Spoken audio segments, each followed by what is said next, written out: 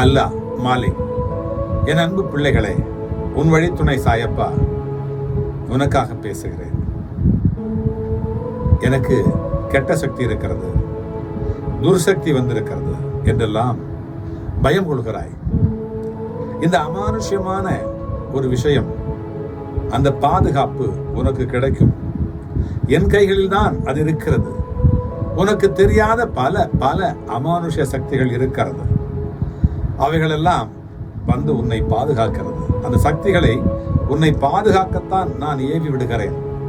உன்னுடைய மனதிலே பயம் எழுந்தாலும் என் பெயரை சொன்னால் அந்த சக்திகள் உன்னை சுற்றி சுற்றி கவசமாக நிற்கும், கவசமாக நின்றுவிடும். நான் இருக்கிறேன், உனக்கு கவசமாக இருக்கிறேன். உன்னோடு நான் வந்து கொண்டே இருப்பேன், உன்னை பாதுகாத்து கொண்டே இருப்பேன். அல்லாஹ் மாலிக்.